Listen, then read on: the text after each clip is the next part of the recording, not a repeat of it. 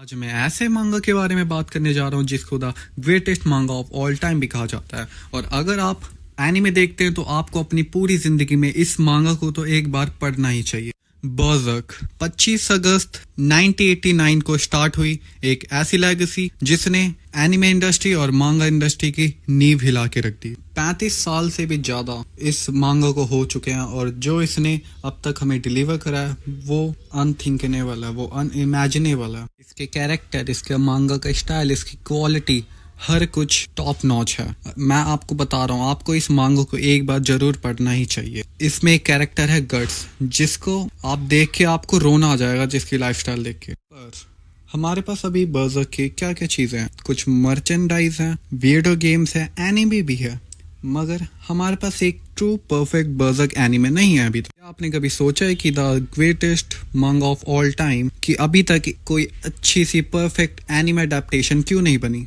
आज के इस वीडियो में मैं आपको बताने जा रहा हूँ कुछ ऐसे पॉइंट्स जिसको जान के आपको एक क्लियर हो जाएगा कि अभी तक इस मांगा की एनिमे अडेप्टेशन क्यों नहीं आई। तो वीडियो में बनी रहिए क्योंकि मैं आपको कुछ बताऊंगा ऐसी बातें जिसको बर्ज़र्क से रिलेटेड आपको नहीं पता होंगी। तो हमारे पास अभी तक टोटल 3 बर्ज़र्क एनीमे आ चुके हैं। 2 पहले आई थी और एक बर्ज़र्क एनीमे 2016 में आई थी। मगर प्रॉब्लम क्या है, वो पहले आई 2 एनीमो ने सिर्फ गोल्डन एज आर्क को ही कवर करा है, उसकी बात की स्टोरी को नहीं। लेकिन जो 2016 में एनीमे आई थी उसने बिल्कुल भी परफॉर्मेंस उसका अच्छा नहीं था, उसकी एनिमेशन इतनी घटिया थी कि मैं आपको बता नहीं सकता। तो 2023 स्टूडियो एक्लिप्स ने डिसाइड करा कि हम गोल्डन एज आर्क से आगे की स्टोरी को एनिमेट करेंगे। ये एक अनऑफिशियल प्रोजेक्ट होने वाला था और फैन मेड होने वाला था, जिसके लिए उन्होंने डोनेशन इकट्ठा करना स्टार्ट करी। लेकिन जो चीज हाकुसेंशा कंपनी को अच्छी नहीं लगी,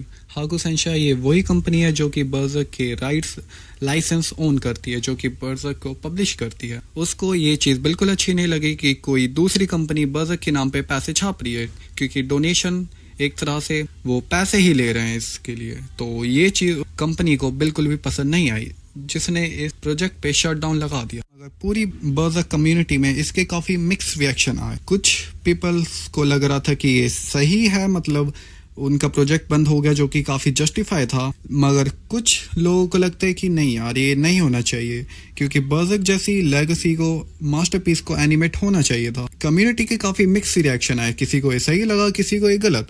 लेकिन आपको क्या लगता है, आप मेरे को कमेंट्स में बता सकते। तो जो कंपनी है जो कि बर्ज़र्क को ओन करती है, उसी ने इस मांगा का कोई एनिमे अडेप्टेशन क्यों नहीं लाया बना के? अगर ये लोग किसी और कंपनी को इसकी एनिमे अडेप्टेशन नहीं बनाने दे रहे तो ये लोग खुद ही क्यों नहीं बनाते? सोचने वाली बात है ना। तो अभी मैं आपको बताता हूँ क्यों नहीं बनाते।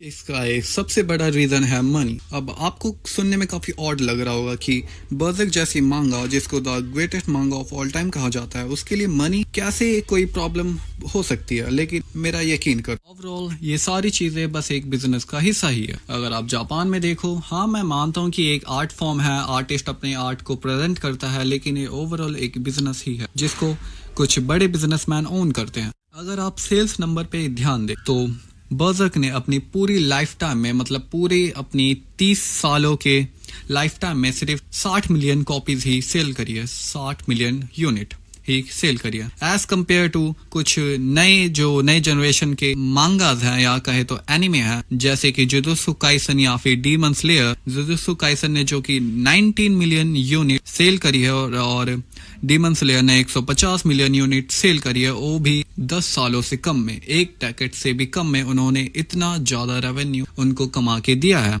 जो कि एक नेगेटिव पॉइंट बन जाता है बर्ज़र्क जैसी एक लॉन्ग स्टोरी मांगा के लिए। जिसके लिए मतलब जिस मांगा का स्टोरी लंबी है, इसका मतलब उसका एनिमे लंबा होगा, जिसका मतलब उसमें इन्वेस्टमेंट ज्यादा लगेगी, जिसका हाई बजट चाहिए होगा, जो कि इन्वेस्टर्स को इससे दूर रखता है। लेकिन फिर भी हमारे पास बर्ज़र्क के 3 एनिमे हैं हमारे, जिनमें से 2 पहले रिलीज हुई थी और एक 2016 में रिलीज हुई थी। जो कि 2016 में रिलीज हुई थी उसने बिल्कुल भी परफॉर्मेंस अच्छा नहीं किया था, जो कि मैंने वीडियो में आपको बता रखा है। लेकिन बर्ज़र्क की एनिमे, इतनी पॉपुलर सीरीज के एनिमे ने परफॉर्म अच्छा क्यों नहीं किया? तो इस चीज के लिए मेरे पास कुछ रीजन है। रीजन नंबर 1, बर्ज़र्क हर किसी के लिए नहीं है। बर्ज़र्क में दिखाया गया जो ग्राफिक कंटेंट है, जो कि डार्कनेस, वायलेंस, ट्रॉमेटाइजिंग इवेंट्स है, वो हर किसी के लिए नहीं है। अगर आपको ये चीज मानो या फिर ना मानो, मगर यही सब चीजें बर्ज़र्क की स्टोरी की ब्यूटी है। बर्ज़र्क में कोई भी चीज एक्स्ट्रा नहीं डाली गई है। अगर कोई चीज, किसी का मर्डर भी हो रहा है, किसी का ब्रूटल वे में किलिंग भी हो रही है, कुछ मास मर्डर्स हो रहे हैं, कुछ भी हो रहा है, तो वो स्टोरी में एक वैल्यू ऐड कर। कुछ डार्क एनिमे होते हैं जो किसी ब्रूटैलिटी, गॉड दिखाते हैं डार्कनेस के नाम पे। मेरी एक बात आप भी मानेंगे कि बर्ज़र्क की स्टोरी यंगर ऑडियंस के लिए नहीं है। बर्ज़र्क में जो 18+ सीन है, जो डार्कनेस फैंटेसी है, वो हर किसी के लिए नहीं है, खासकर यंगर ऑडियंस के लिए तो बिल्कुल भी नहीं। As compare to young generation की जो एनिमेज है, जैसे कि JJK या फिर डीमन स्लेयर, जैसे कि मैंने आपको पहले भी मेंशन करा हुआ है, इनमें ये सारी बाउंड्रीज नहीं है। बर्ज़र्क की मांगा कुछ लिमिटेड ऑडियंस को ही टारगेट करती है, जो कि इसकी स्टोरी, मैच्योर थीम और डार्कनेस को होल्ड कर सकते हैं। लेकिन अभी तक इसकी एनिमे अडेप्टेशन ना बनने का एक बहुत बड़ा रीज़न ये भी है कि बर्ज़र्क की मांगा के चैप्टर्स के बीच में कोई भी कंसिस्टेंसी नहीं। जो कंपनियां एनिमेज बनाती है उनको रेगुलर बेसिस पे मटेरियल चाहिए होता है, लेकिन बर्ज़र्क इस मामले में बहुत ही ज़्यादा कमज़ोर। रियली बर्ज़र्क के कुछ चैप्टर के बीच में तो 1 साल तक का गैप आ जाता है, जो कि जायद भी है बर्ज़र्क जैसे एक मांगा के लिए जिसमें काफ़ी खतरनाक आर्ट वर्क है। जो लोग इस मांगा को बनाते हैं उनको पूरा अपना टाइम चाहिए उस डिटेलिंग, उस आर्ट वर्क को क्रिएट करने में, जो कि ठीक भी है।